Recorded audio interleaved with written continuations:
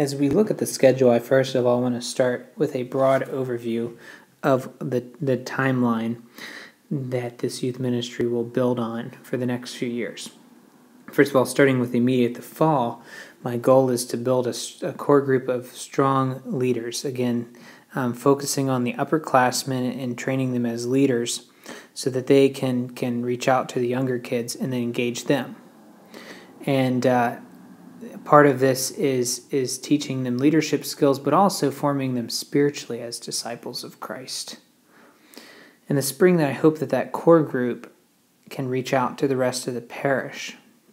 As you mentioned, the survey reflects those who are interested in youth ministry, and we have hundreds literally that are registered but aren't active other than attending Sunday Mass. So we want to reach out to them and use that core group to do that. And next year, I hope that we can reach out to the wider community, the non-Catholic community here in Bremerton, and follow that call to evangelization that our Lord called us to before He ascended into heaven. Now, these things will continue to build every year. Every year we'll be forming a core group of leaders. Every year we will continue to reach out to the parish. Just because we reach this step where we're reaching out to the wider community does not mean we neglect the first two. We build on it, we expand, just as the apostles did in building the kingdom of God as Christ ascended into heaven. So immediate plans. I just want to highlight some things for the survey. You can, not from the survey, but from the schedule, which you can download off of the website. The first for senior high highlights is the Archdiocese Youth Convention, November 4th through 6th. The Office of Youth and Young Adult Ministry in the Archdiocese is under new leadership, and the programming is improving. It is becoming more solidly Catholic. We'll have a big event like that this spring for the senior high, but we also have a grade-specific retreat on October 1st, and that's for 9th graders and also for 10th graders who are starting their first year of high school. It's called Welcome to High School. And what we have for this retreat is a team of young adults that are coming in from the Archdiocese.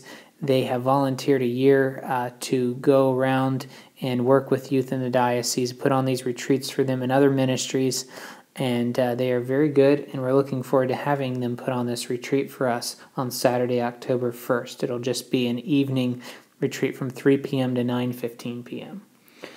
We also will be offering a regular weekly Bible study. This is a simple way, again, to build up that core group of leaders.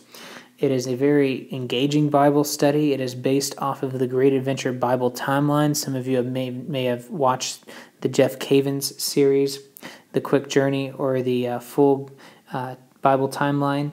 It's the same exact thing, but it's for teens. It's funny, and it's very effective in helping the teens get an overall picture of the Bible. Sometimes when you're at Mass and you're sitting and you hear a random Old Testament reading and you don't know how it fits into salvation history. Well, if you take this study, you will understand the context of readings from the Old Testament, and it makes the liturgy of the Word at Mass just come alive in a way that it never did before. We also hope to have those teen nights that I mentioned once a month. Again, we're starting out simple, doing the Bible study most weeks, but 3 times this fall we will do a teen night. Those require a lot more volunteers, so we need to build up to that. We also will be having youth holy hours. The idea came from the youth leadership team as a part of their spiritual commitment to pray for the other youth in the parish. And normally that will be exposition of the Blessed Sacrament. And most months, Father Lappy will be able to hear confessions during that time. There will be praise and worship music and the Divine Mercy Chaplet. We will also have a few pro-life and service opportunities, and again, just a few, and hope to build from there. For the junior high, we will have a middle school retreat. That same team of young adults will be coming here again on Saturday, October 15th to put on a middle school retreat. That'll be an all-day retreat at Camp Calvinwood State Park in Port Orchard. There will also, the same weekend as the Archdiocese Youth Convention at Bellevue College, there will be a family conference called Awake My Soul in Kirkland. And by the way, Father Lappy's speaking at that, so you might want to be there. there is a teen track for that, and you could, if you have a junior high student, they could go on that teen track. Maybe you have a junior high and a senior high. Well, the senior high could go to the convention, and you could bring a junior high along and do that teen track. There's some great nationally renowned speakers that'll be there, including the Spoon Man for the young people, so I encourage you to go to that as a family. And then we will have those youth nights for middle school. We'll call them Faith and Fun Nights. We will try that twice this fall. We also, most of the activities will be split between junior high and senior high. We found that works better. But again, in part of integrating the youth into the communities to not always be separated by age group, and worship is one of those things when we can come together. So the holy hours are open to the entire parish, including junior high, and the pro-life and service opportunities as well.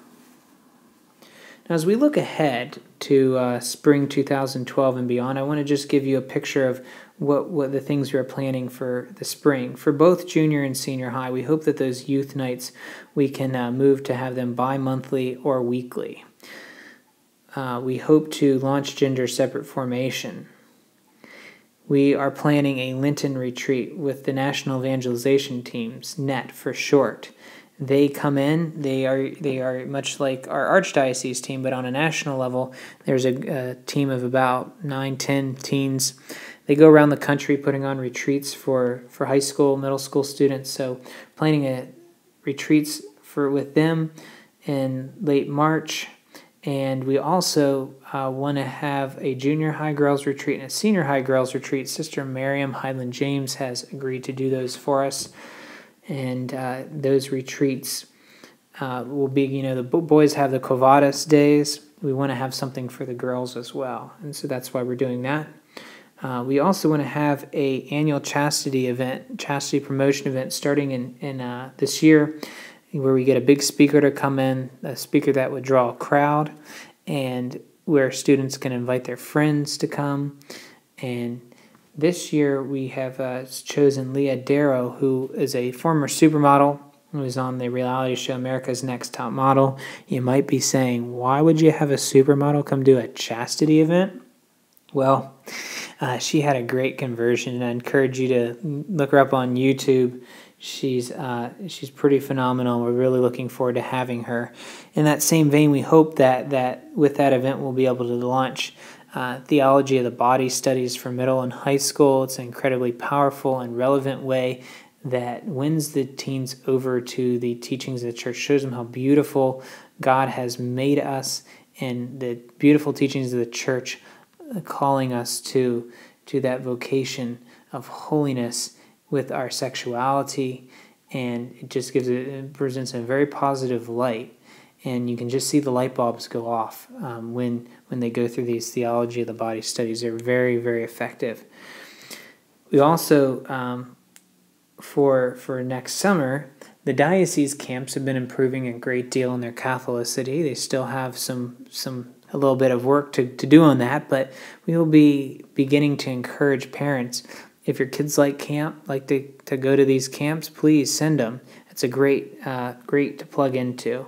I know that last year they started having adoration of the Blessed Sacrament and the confession and Mass offered at these camps, which they apparently had not in years before. And work camps are within the Archdiocese where they'll go a few hours away. I know they go to Forks and sometimes and do work very similar to kind of Habitat for Humanity. Now for junior high, this spring there will be an archdiocesan-wide one-day junior high youth rally this spring. And for senior high, we will have a leadership retreat most likely in May, and that is again that opportunity for them to plan for the next year and take a leadership role. And I'm giving you the dates here on these events, these two next events, because I know that you plan your vacations in advance. These two events, the first is Ignite Your Torch in Kentucky. It is very unique. It's the only conference of its type in the United States. It is very pro-life oriented. They have a lot of workshops there with pro-life apologetics. It is ran by, what also makes it unique is ran by young religious. I'm talking about fully habited young Men and Women Religious, Dominicans, Fathers of Mercy, Sisters of Life. There's all said about 50 of them, and they run the small groups.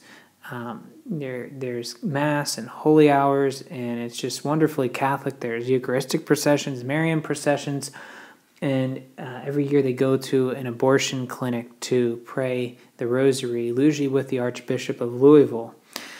It's very hard to get into because the place where they have it, there's limited space. So if you're interested in that, we need to get on board early. It is very much for those teens that really want to deepen their faith. And it will take some effort with fundraising, of course, to raise the money to go there to Kentucky. There's also a possibility in the future that trip might be paired with doing some work in Appalachia, one of the poorest places in the United States, before or after the conference itself. The next conference is Steubenville Northwest. That's July 29th through 31st. That is a little bit broader appeal. One of the things I'd say that distinguishes these two conferences is most of the youth conferences that we attend, the liturgy will not be sacred music. It will be praise and worship guitar music, which is fine, but it's not really the best for Mass. In fact, it's not at all. It's not what the Church has encouraged. The Holy Father has encouraged, but it's there. And Ignite Your Torch in Kentucky uses sacred music for the liturgy. They have a youth schola. Steubenville and most youth conferences will have that type of drums and guitar Mass. That said, these events are very good anyways because they have Eucharistic adoration, they have some great speakers, and the kids have a great time. And they have to, part of the reason that they have to have that broader appeal is because most parishes just aren't where we're at yet when it comes to an understanding of the sacred liturgy. But it's also closer to home, so I'd really encourage that for many of our young people to go to Steubenville Northwest. It's ran by Franciscan University of Steubenville. It's in Spokane, Washington. And then finally, looking ahead even further, but not that far away, 2 years from now is World Youth Day in Brazil. And if we have the volunteers, we hope to take a trip of some of the upperclassmen in high school to World Youth Day. And the next slide, we will talk about volunteers, and we will also conclude by giving you what levels of commitment we're looking for.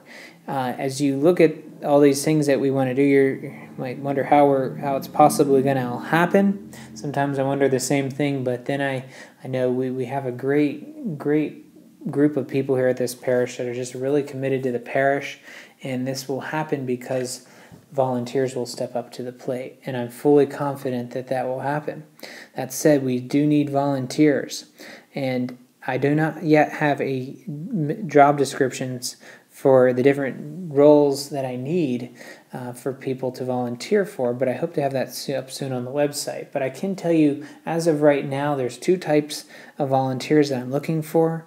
Those who are interactive, that mean they're mentoring teens, they're working with them in a small group perhaps they have a gift for teaching, they might do that. They are building relationships with the teens. And this is something that some people are called to and some people aren't.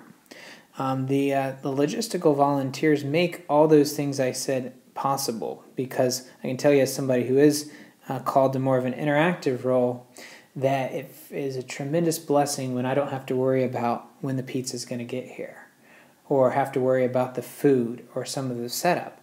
The logistical and the interactive work together, but the logistical volunteers, a lot of people like those behind-the-scenes roles more. Maybe that's you. And we need those too. We need help with food. We need help with setup, tearing down. We need help with planning, organizing.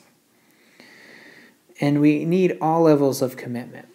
We are looking for people that can commit more intensely once a week, but we're also looking for people that can commit once a month, especially when we start trying to have our youth nights once a week. Those require a few adult volunteers for each night. And we'll be asking people to commit to about once a month for an hour and a half, maybe 2 hours when you count the setup time, one night a month to help out. And then maybe you can't even do that. We also, those who can just volunteer for a specific event, maybe a retreat once a year. We're looking for those, and I'm especially looking for those who can help coordinate events and take care of organizing and contacting other people to set up logistics and food. That will allow us to do a whole lot more. So I hope that you can be a part of this, first of all with your prayers, second of all with your parental support. If you're a volunteer, I'm looking forward to having you on board and getting to know you, your family. I'm looking forward to knowing all of the teens over this as we look forward to an exciting future. The next slide will talk specifically about confirmation, and I thank you for listening to this presentation. May God bless you.